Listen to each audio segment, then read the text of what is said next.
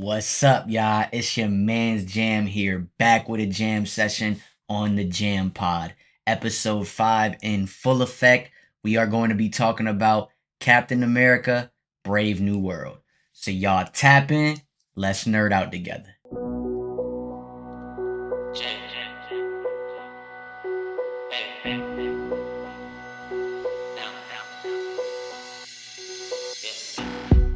So, it's been a little minute.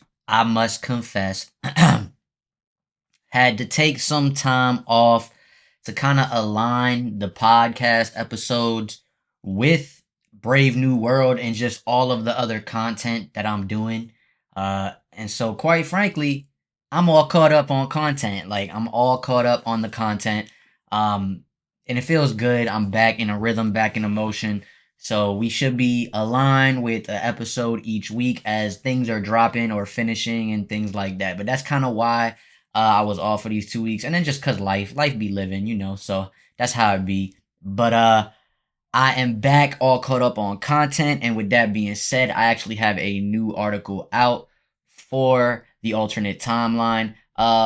Speaking about what we're here to talk about today, which is Captain America. The article is "America is Black." Go check that out.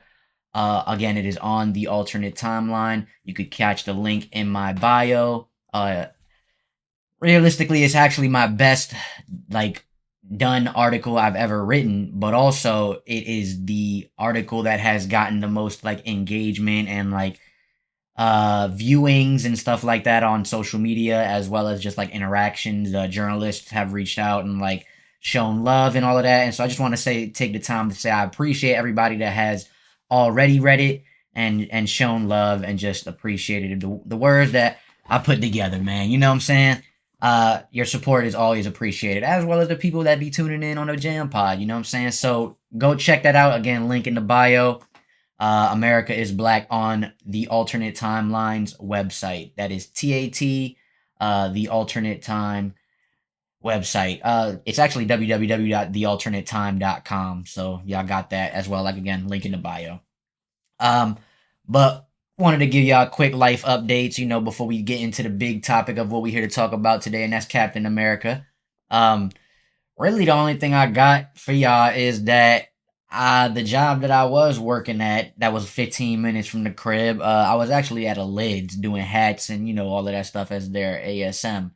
Um, and I quit yesterday. Yeah, dead serious. Just was like, you know what, this is ridiculous. Um, it was just too much. Not gonna get into all. Oh, here, sorry, Siri. Not gonna get into all of the finer details of what happened, but yeah, it was just like, nah, it's a dub. So that's it is what it is. It's a dub. Had an interview today. Today is Monday. We're recording this episode on Monday. Had an interview Monday, and think it went really well. Manifesting that, putting that in my prayers. So y'all hope for the next episode that y'all are with on me on Jam that you will hear some great news. But other than that, that's really like the biggest thing that I got going on with like life updates. On the positive side, on the negative side, because with good, there's always coming to bad. Uh, I've been having trouble sleeping lately, y'all. Like real bad. It's been a I have mild scoliosis, but it feels like this scoliosis is insane because the posture, like the way I sleep, like the maneuvers is just bro, I've been in pain. Then on top of like with my neck and stuff, and then on top of that, it's just I've been going to bed late, waking up late, like. And I told y'all when we first started the Jam Pod, like I was trying to break bad habits. Well, the bad habits are not doing well, man. Like I said, sleep just been bad sleep, man. Can't sleep, not doing well with the sleep. So look, if y'all got any tips besides taking melatonin, I've also started eating more pistachios because pistachios have natural melatonin in it. So like, if y'all got some tips, man, let Jamly know. Um, and then the only other thing for real is I lacked last week on the gym, guys. Y'all know I've been on the gym life going crazy, real crazy, taking creatine and mass building stuff and just really going crazy on trying to hit my weight goals. But I lacked last week, the week before last. So last time I dropped the episode, which was 2 weeks ago for y'all, episode 4. Which, oh, by the way, episode 4 was my biggest viewed episode so far. So I really appreciate everybody that tapped in, watching my or listening in on the Fantastic Four trailer reaction and my thoughts, as well as my MCU theories overall on like the Devil's Reign and like Dark Avengers Siege arc. You know, that big theory that I'm working on, or I should say I put out there. But yeah, last episode was the biggest episode I have. So excuse me, I appreciate everybody that tapped in on that. But yeah, that week that episode came out was going crazy in the gym, was doing really well. And last week I just lacked, man. Lacked. But again, today's Monday, while we're recording this episode. Um, and I was back in there this morning. I went back in there this morning after my interview. So we back on the money, man. Great time to be back with the again caught up with the content, and we here to talk about Captain America Brave New World. So let's dive into that right now. So we are back officially in theaters in the MCU, which is the Marvel Cinematic Universe. We are back with Captain America Brave New World. And I had my first viewing opening night. That was Thursday. And I am ready to talk about it. I'm super excited. They just put out that the spoiler band is free. It's gone. So there will be spoilers in this conversation. So I just want to let y'all know that. Um, but man, it's so good to be back just in theaters, appreciating the MCU and just like really vibing, man. I love Marvel content, y'all, content. Y'all know me. I'm a big comic book guy, superhero guy. So like, man, it just feels so good to be back in theaters with Marvel, man.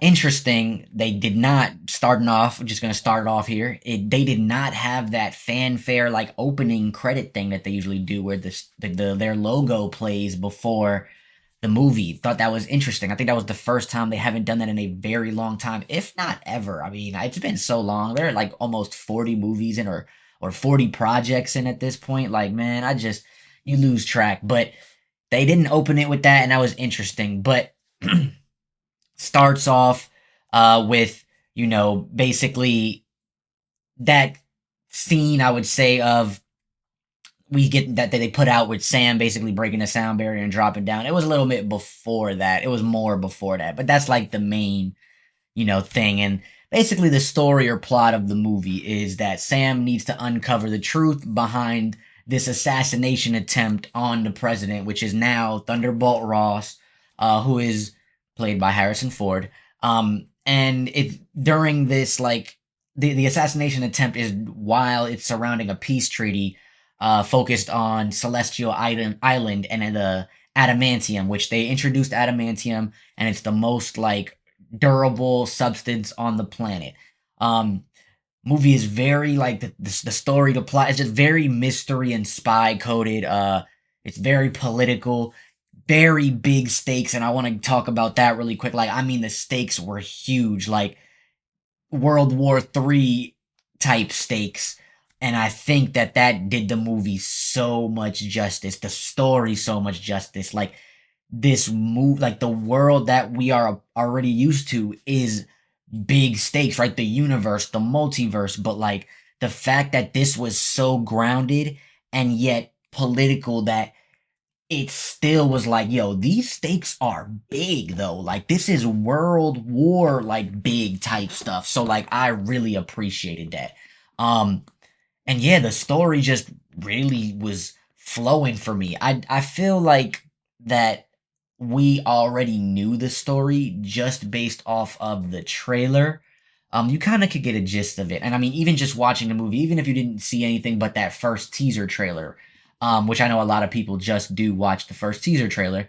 Even when you're watching the movie, you kind of are like, all right, I see where this is going. But I don't think movies like that take away from the experience. I don't think just because you know the outcome or how the movie's going to play out doesn't mean you can't enjoy the ride. It's kind of like an amusement park, right? And I know that I think it was maybe Scorsese that said this, the legendary director, but that Marvel or superhero movies are like the genre is like amusement parks. I don't necessarily agree with that, but what I mean when I say that the ride of the amusement park, like a roller coaster ride, right? Like when you're gonna have that upside down loop, or you know you're gonna have that crazy twist or that crazy turn. But that doesn't take away from when you're in that moment, you're experiencing it and appreciating it. Like you're like, yo, this is crazy. Like, and that's what I think of when I was watching this movie. It's like I know that things are gonna play out certain ways based off the story or just based off of the way what I've seen or things like that. But it didn't take away from, man, this is a great ride. And that's what I always like to focus on when it comes to like a story or a plot of a movie. And that's what I think Brave New World did really well. As far as like the acting, which I want to get into next, Anthony Mackie, man, like I just don't think he gets enough recognition, like or love. I'm gonna be honest. I know everybody jokes about his stupid face that they always that that meme or whatever that's always on the internet. And no disrespect to Mackie, man. Like you really like are great, dude. Like that man is a great actor. Like I just don't. I get it. Again, you guys want to make cracks and jokes about him on the internet, but like, and it's like of his appearance. Like man, listen, that guy is an actor, bro.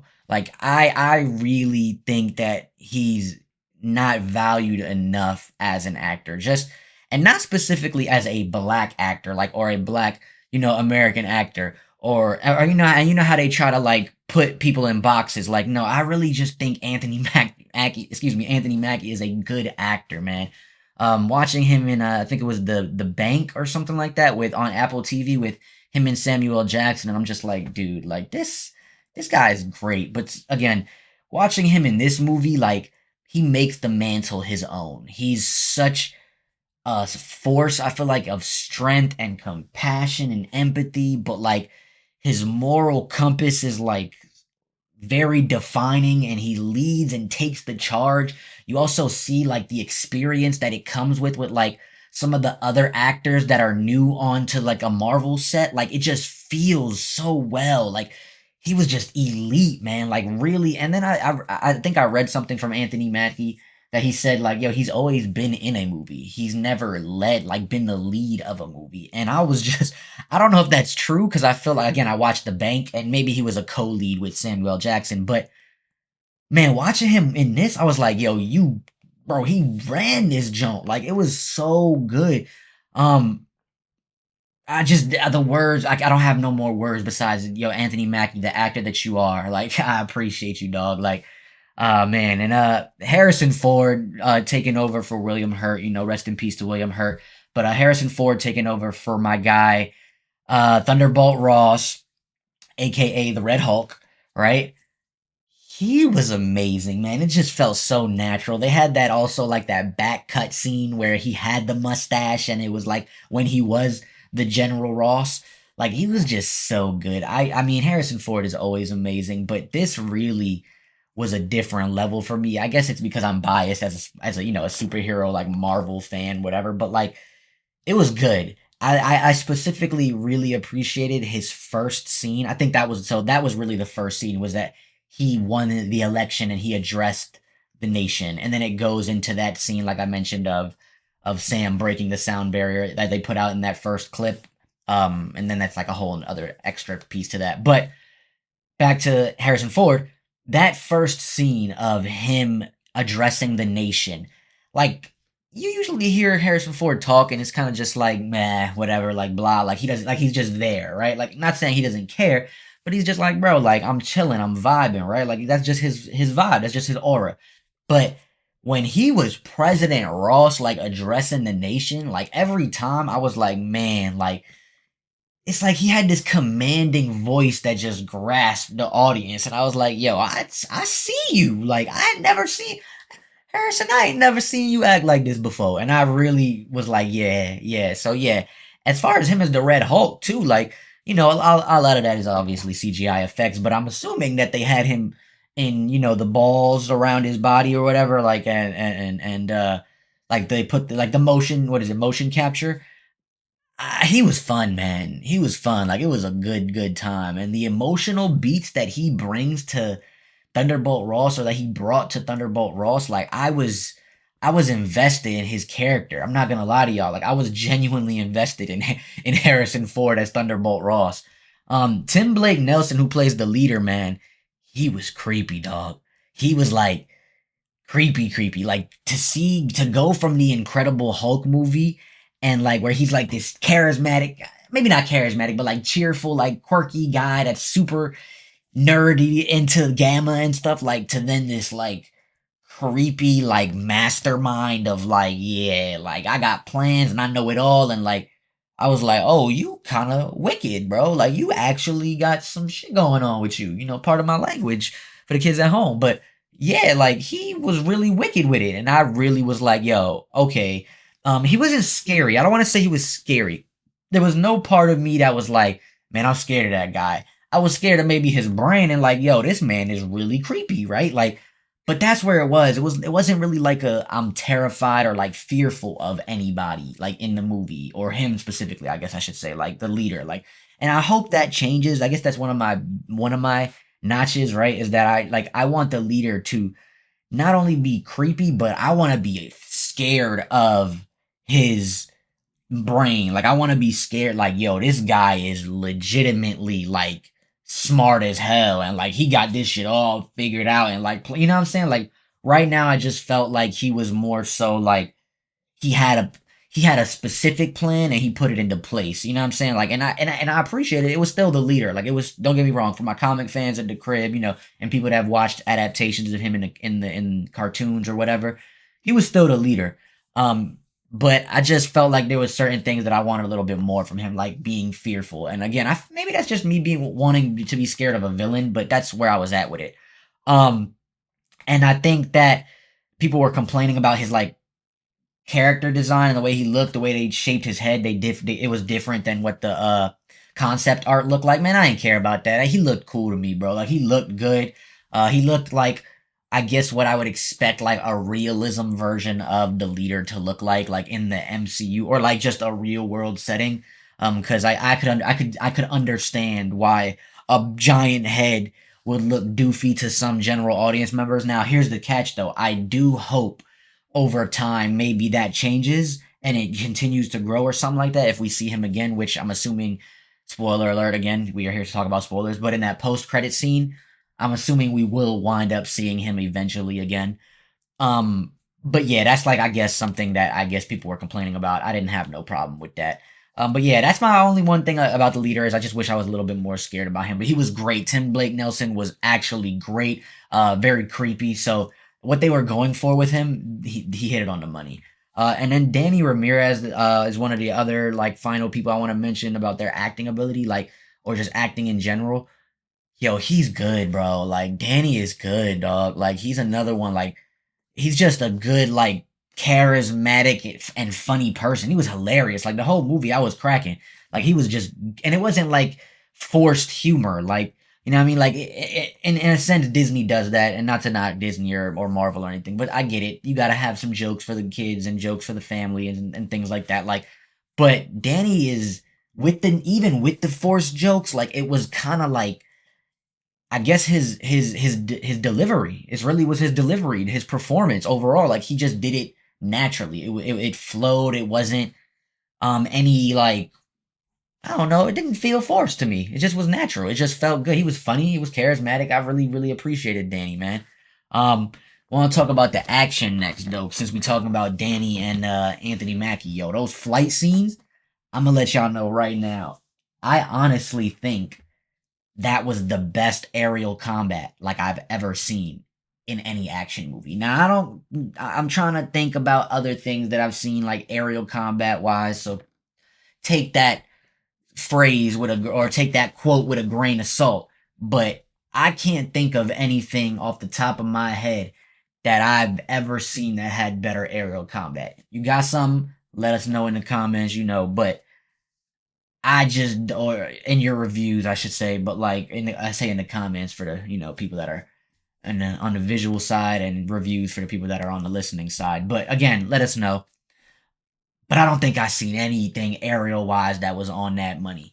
The action was just top tier, ladies and gentlemen, absolutely top tier from both from all parties. I'm gonna be honest with you. I mean, top tier. Like some of my favorite scenes were Sam without the gear, like when he got ambushed by Sidewinder, which Giancarlo Esposito, that was really great, man. Like he just made Sidewinder his own. I wish Sidewinder was comic booky and all of that stuff, but what they decided to do with the Serpent Society worked for the film, and Giancarlo Esposito made this role his own, and it was phenomenal. I do, on the inside, sometimes feel like some of the people on the internet that this level of actor, I really wish he wasn't wasted in a supporting role or character of this nature, but that's neither here nor there. What he did with the performance was phenomenal. So I want to recommend or give kudos to Giancarlo Esposito for that. Um, but yeah, that was some of the action again. That scene where Sidewinder ambushes Sam, like, and like it was just that's some of my favorite. That's probably one of my favorite scenes right there. Like it's just to show how capable Sam was without the gear, without the Captain America shield or suit, the wings and stuff made out of vibranium and all that. Um, just that the action was so good, and it was action from the beginning to the end of the film. Like there was no dull moments. Don't get me wrong. There was some moments where there's not scenes with action, but it wasn't too long in between scenes that either mystery or like suspense or some type of action was happening. Again, like that, like I just mentioned, that ambush scene was one of my favorites. Another scene where they stumble into the leader's lab and like they gotta fight all of these guys, like crazy, bro, crazy. The tag team duo stuff, I love that because I feel like it was really like on some Captain America and Bucky type stuff, or like again Captain America and Falcon, which it was Captain America and Falcon gang, and it was just so fire. Um, I think my favorite flight moment though was when Sam Captain America, he used the shield. He used Red Wing to while he's flying to disarm like one of the missiles. He uses Red Wing to carry the shield and block the jet's bullets that's like shooting at him, gang. Like I was like, yo, this shit is insane, bro. He literally surfed on a missile. I mean, what else can you fucking say? Pardon my language for the kids at home, but like, dog, bruh. But again, I think my favorite flight moment was when the bullets was shooting at him and Red Wing was carrying the shield and it was blocking it for him. Uh, and then like that first scene where it's the first mission, not the first scene, the second scene where it's the first mission and that scene that they put out, where he breaks the sound barrier, like that first mission to go get the adamantium. Bro, when he flies in and breaks the sound barrier and then he beats all of those guys up and then it transitions into a Daredevil hallway scene, I'm like, oh, we in this month going crazy. I'm in this junk going stupid. Like, I was losing my shit. I'm not gonna lie. Again, part of my language this episode, y'all. I apologize, but I have to. This is real thoughts, real feelings, just straight, authentic, fresh for y'all. Um, Yo, the action was top tier, gang. Top tier. Visually, a lot of people have been talking about this movie, visually being not the greatest or looking bad. Listen, man, I ain't got no film degree. I don't got no degree in visual effect or nothing like that personally. I always tell y'all when it comes to like me going over a movie or reviewing, these are just a big fan of this stuff, or just a guy that watches a lot of things, TV, movie, plays a lot of games, reads a lot of comics, like reads a lot of anything, like books, manga, whatever. Like I'm never that guy that's like I'm an expert on anything. I have an opinion just like everybody else, and we're all entitled to it. And a lot of people have been knocking this film visually. Now I didn't see it in IMAX personally, and I know everybody, you're like, what? Like, I'm hoping my second viewing when I go this week is gonna be in IMAX. I'm assuming it will be. I'm gonna go again with my lady to go check it out. But I seen it in standard, and it was fine. I have no qualms with it visually. Um, the fight was good with Red Hulk. Like visually, he looked good in my opinion. I thought he looked awesome. I'm not gonna lie. The close ups on him, like the cherry blossoms and everything, I was like, oh, this is good. And I know that was a lot of people's like that's been getting ridiculed on social media. The flight moments were insane. Like the way they moved the camera and stuff, I was like, dog, this is stupid.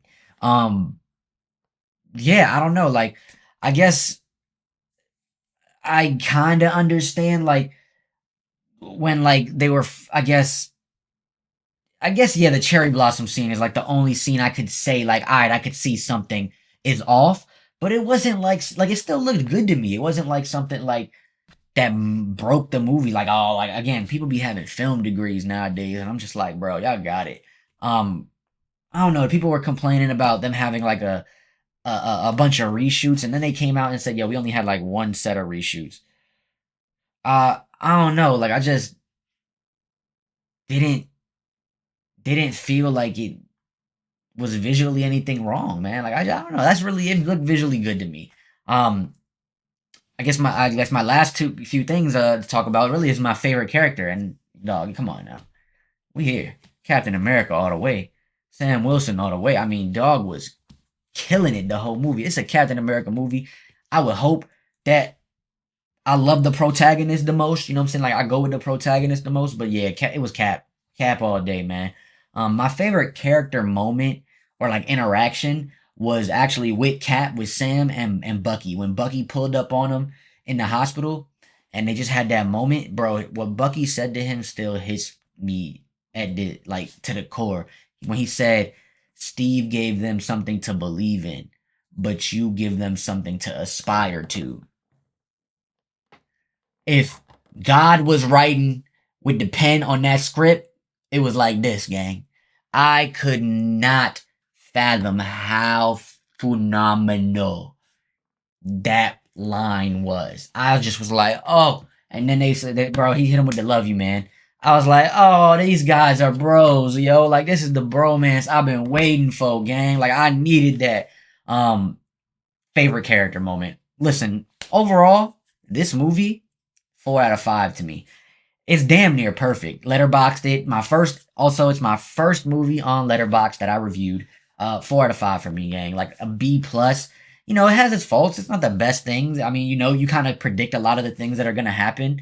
Oh yeah. By the way, Isaiah Bradley. I want to talk about Carl Lumbly as Isaiah Bradley. Bro got me emotional, dog. I was emotional in some of these scenes, bro. Like with specifically with Isaiah Bradley. Also that last scene with Sam Wilson and Sam Wilson and Joaquin Torres, Falcon.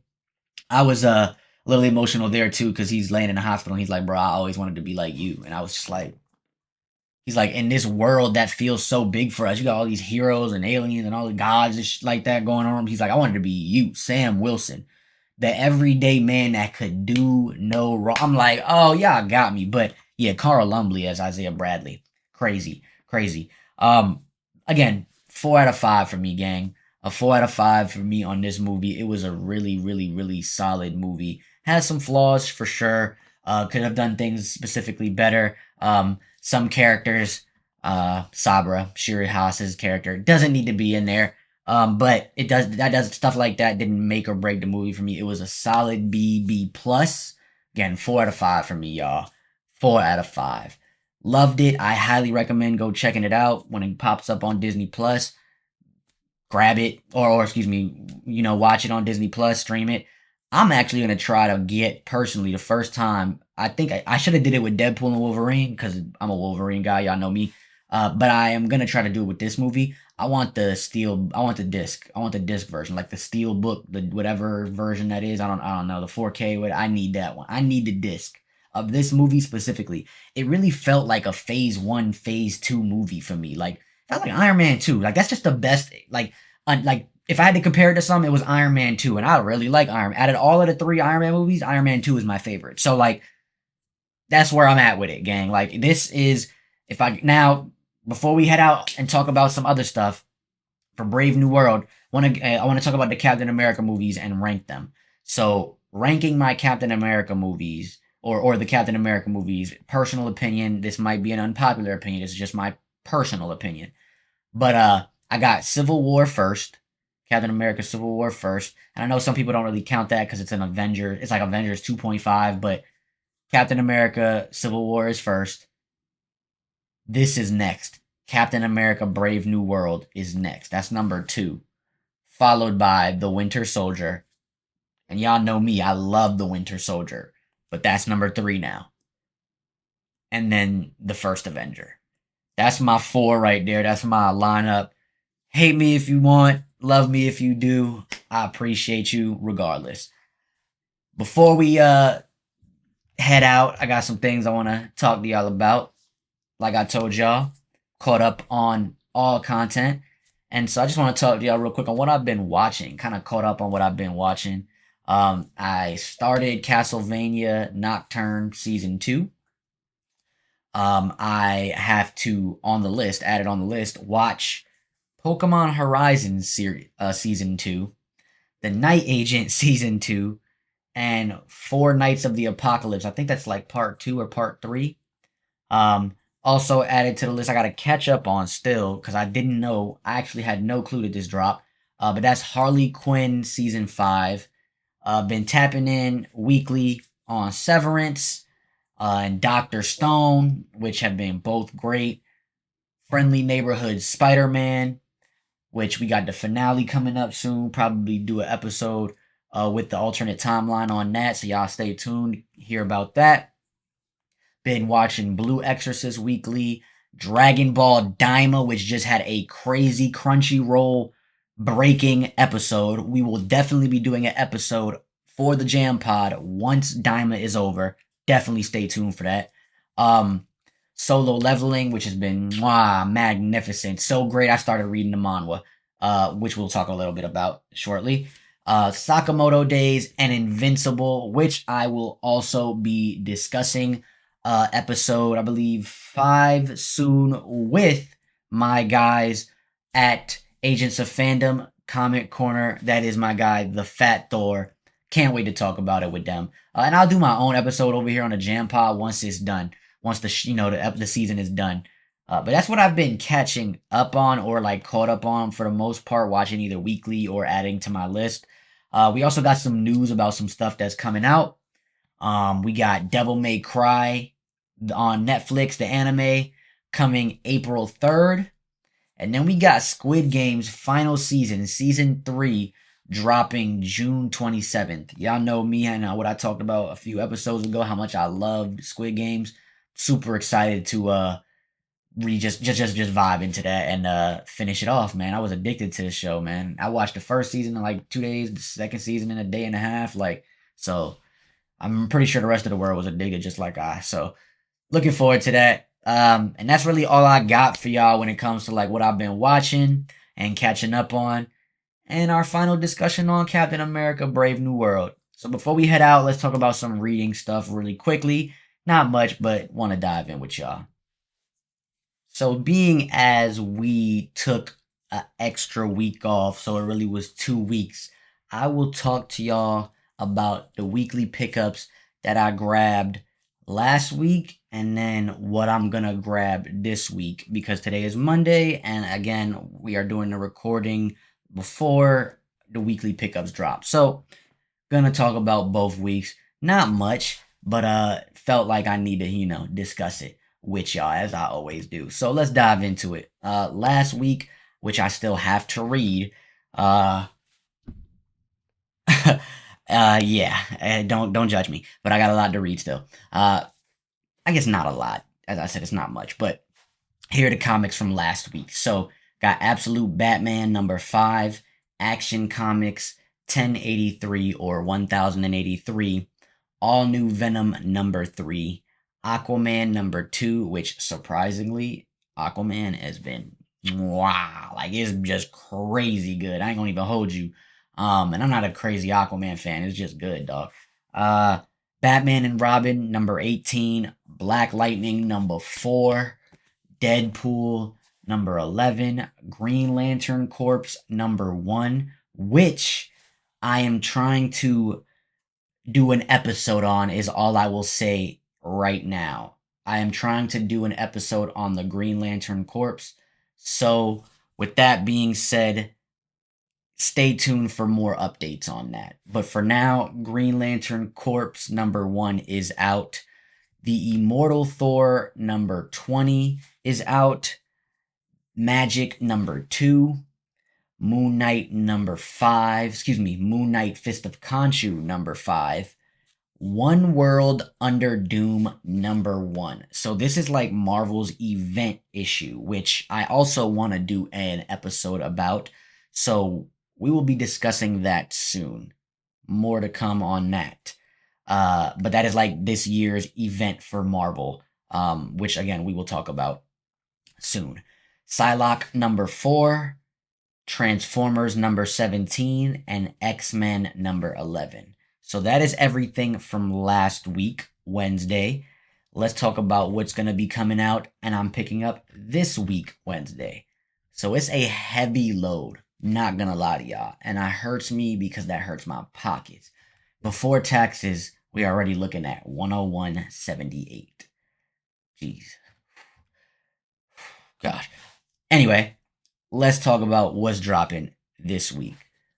Jonathan Hickman's Aliens vs. Avengers #3. I've been waiting. This is such a great book. Daredevil #18. Daredevil, the Red Band series, Unleash Hell #2, which is Elektra as Daredevil, basically, or the new Daredevil. Exceptional X-Men #6. G.I. Joe #4. The Incredible Hulk 22. Laura Keeney's Wolverine #3, Miles Morales, Spider-Man #30, The Milestone Universe, The Shadow Cabinet #4, which I will be trying to do an episode for, as well. As a lot of you guys may know, and I've mentioned previously, I am a very big Milestone Universe fan, which is the imprint of DC Comics. That's where Static comes from, Static Shock, Icon, Rocket, Hardware, a lot of iconic black and people of color like characters. So, colors of characters. So, stay tuned for more information on that. I will keep you guys updated. Continuing on, what's dropping next week: Mystique #5, Nightwing #123, NYX NYX #8, Space Ghost #10, Storm #5, Titans #20, Ultimate Black Panther #13, Ultimate Wolverine #2, which anything from the Ultimate Universe, let's go. Uncanny X-Men #10, Werewolf by Night #7, Wonder Woman #18, X Factor #7, and last but not least, X Force #8. Whew! What a mother freaking mouthful. Pardon me language. That was a lot, man. That was a lot.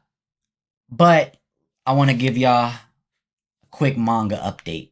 So I actually picked up this new manga called The Martial King on Shonen Jump, and it's godly, y'all. Like the art is crazy. I immediately text Dennis at the alternate timeline, and I was just like, "Yo, you gotta read this." He started reading it. He was like, "Yeah, yeah." He's read. So chapter 2 is out right now, and he's read chapter 2. I haven't even read chapter 2 yet. I just was like baffled by that first chapter. He told me that the main character reminds him of Luffy. I forgot. He said Luffy, but in a something type of way. But that's what he told me. So I'm excited, man. I recommend it. First chapter got me hooked, so I'm gonna be tapped in on that. But speaking of manga, a lot of people know manga reads from right to left. I just started because of Solo Leveling, so I told you I wanted to talk to y'all a little bit about Solo Leveling. I just picked up the manhwa of Solo Leveling, the manhwa, and it's different for me. I'm not even gonna lie to y'all. It's a little. It's I'm not gonna even cap. No cap. Brave New World. It's challenging. I'm struggling a little bit reading it. I'm so used to a format of, left to right, or with the manga right to left, that the vertical reading something vertical for a webtoon is a little challenging for me. I'm not appreciating it as much as other mangas, and as much as, the anime is just so great. So I tried to pick up the manhwa, but I'm struggling a little bit. I am reading it. I'm at the chapter where the actual anime is.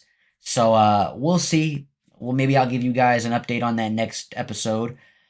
But I'm struggling a little bit. I'm not gonna lie. I'm trying though. So this is my second time trying. Um, or no, yeah, this is my second time trying. So they say third time's the charm. Hopefully, I can only get it. I only need it in 2 tries. We'll see. I'm pushing through, persevering. But we will see.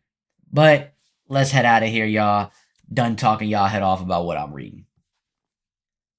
Well, y'all, that's really all I got for y'all on this week's episode of the Jam Pod. A little shorter, but I think y'all appreciate that more. I'm trying to get what I gotta say condensed and just fully thought out my thoughts. Again, they're really fresh, they're authentic, it's raw, but I think it's just coming naturally now, and I'm not really trying to edit it all up, man. You know what I mean? So we'll see. Appreciate y'all for tapping in. Next week episode, as I mentioned, your friendly neighborhood Spider-Man with the alternate timeline. I'm pretty sure I'll do my own like episode on it. Amongst other things, it's probably gonna be a little mixture next week of that and comics, like really deep diving into what I want to talk about with these comics, which is probably gonna be One World Under Doom.